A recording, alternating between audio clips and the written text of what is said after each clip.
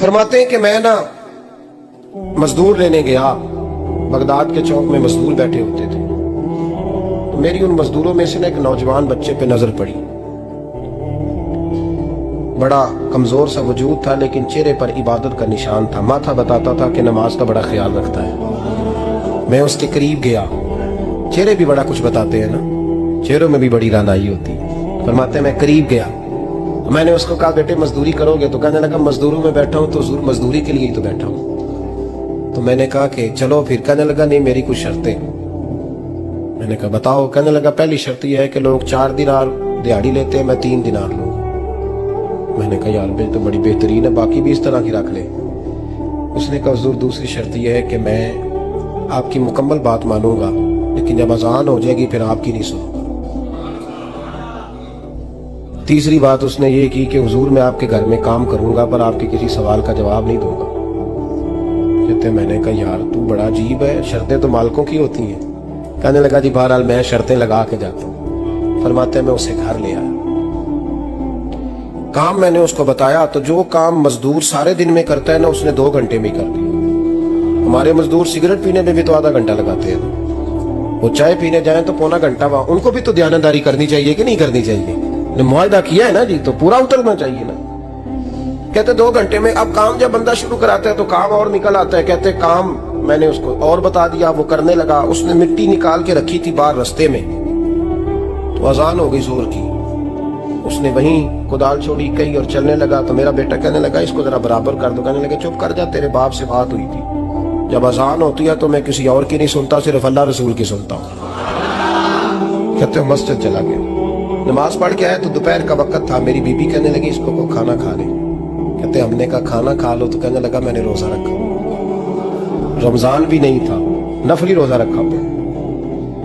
फरमाते हैं शाम हुई, मैंने 3 दिनार दिए। तो मैंने कहा तेरा नाम क्या है? कहने लगा मैंने आपसे कहा था मैं किसी सवाल का जवाब नहीं दूंगा।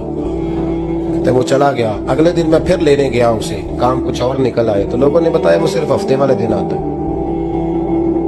मैंने कहा क्यों? कहने लगे जी वो कहता है मेरा हफ्ते का खर्चा 3 दिनार है, जब 3 दिनार कमा लेता हूं तो बाकी सारा टाइम अल्लाह रसूल की जिक्र में गुजार दिया करता हूं। फरमाते हैं जी अगले हफ्ते मैं फिर लेने गया। मैंने पूरा हफ्ता इंतजार किया कि काम उसी से कराना है। मैं जब गया तो मैंने कहा चलो। कहने लगा मेरी शर्तें याद है ना? और मैंने कहा याद है भाई, साथ चल। फरमाते हैं काम कराया। 2-3 हफ्ते वो आता रहा। एक हफ्ते में गया तो लोगों ने कहा हुजूर आज नहीं आया। क्यों? कहने लगे बीमार हो गए। कहाँ घर है? कहने लगे बगदाद के कब्रिस्तान के पीछे जो कच्ची आबादी है उसमें रहता है। फरमाते मैं गया, दरवाजे पे दस्तक दी तो कहने लगा हुजूर आप हैं? दरवाजा खुला है, आ जाइए। फरमाते मैं अंदर गया तो मैंने कहा तुम्हें कैसे पता चला मैं आया हूँ?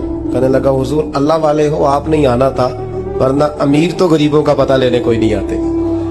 कहते मैं करीब गया तो कहने लगा मैं आपका इंतजार कर रहा था, तेज बुखार है, तप रहा। जेब से कुछ पैसे निकाले। कहने लगा ये पैसे रखने। एक अंगूठी निकाली। कहने लगा हुजूर आज रात को मेरा इंतकाल हो जाएगा, इन पैसों का कफन खरीद के सुबह जनाजा पढ़ के मुझे दफन कर देना, और जब दफन करो तो ये अंगूठी लेके असर के बाद हारून रशीद के पास जाना। आप उसे कहना मैंने मिलना है, पर वो आपको टाइम नहीं देगा। आप उसको आवाज दीजिएगा कि तेरी एक अमानत है मेरे पास। फिर वो आपसे मिलेगा तो अंगूठी दे दे, फिर आप मेरी तरफ से फारिग हैं। हज़रत फरमाने लगे तेरा नाम? और कहने लगा हुजूर वक्त थोड़ा है, आज रात मैंने जाना है, बड़ी लंबी माफी मांगनी है रब करीम से, अगर मुनासिब समझे तो मुझे अपने रब से तन्हाई कर दे। फरमाते हैं मैं आ गया, पर उसकी बातों ने मुझे सारी रात सोने नहीं दिया। फरमाते सुबह बड़ी मुश्किल से सूरज निकला, मैं गया, दरवाजे पे हाथ रखा तो दरवाजा खुला हुआ था। अंदर दाखिल हुआ तो खुशबुएं मेरा इस्तकबाल कर रही थी। जब चेहरे से कपड़ा हटाया तो उसका तो इंतकाल हो चुका, ऐसे जैसे किसी का दीदार करके सोया।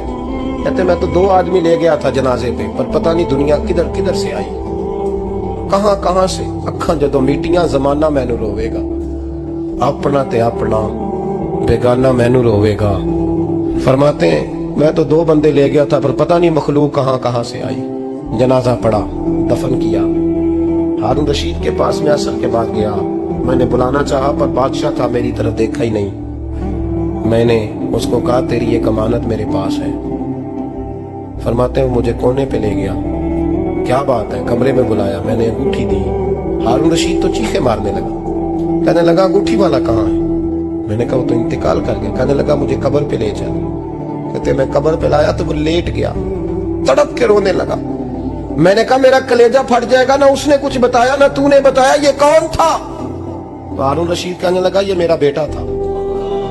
मैंने कहा तेरा बेटा और मजदूर? कहने लगा हुजूर ये हजरत दाऊद ताई के पास बैठा करता था, उनका मुरीद था, मुझे रोज कहता था अब्बा तूने बड़ी दुनिया इकट्ठी कर ली है, मरते वक्त तुझसे टांगे समेटी नहीं जाएंगी, इतना हिसाब नहीं तू दे सकेगा। मैं इसको समझा देता, इसकी अम्मा समझा देती। ये रोज हमें कहता छोड़ दो, आ जाओ अल्लाह रसूल की बारगाह में झुक जाए। हम समझ। एक दिन ये चला गया, कहने लगा फिर तुम्हारा रास्ता और है और मेरा रास्ता और है। ये सोने की अंगूठी गलती से इसके पास रह गई, गलती से हीरे की अंगूठी चली गई। कहने लगा देखो मेरे बेटे ने आज वो भी वापस कर दी है। फिर तड़प के कहने लगा हारून रशीद था तो ये मेरा बेटा, पर मेरा मुर्शिद निकला, मेरा पीर निकला। भाई जिंदगी तो बड़ी थोड़ी है ना। बाबा साहब ने कहा था उठ फरीदा सुत्या, और दाढ़ी आ गई पूर, अग्गा नेड़े आ गई, पिछा रह गई दूर। उठ फरीदा सुत्या खलकत वेखन जा, मते कोई मिल जाई बख्शिया ते तू ही बख्शिया जा। उठ फरीदा सुत्या झाड़ू दे मसीत, तू सुते रब जागदा, तेरी डाडे नाल परीत। मेरा रब हमें भी अपनी बारगाह में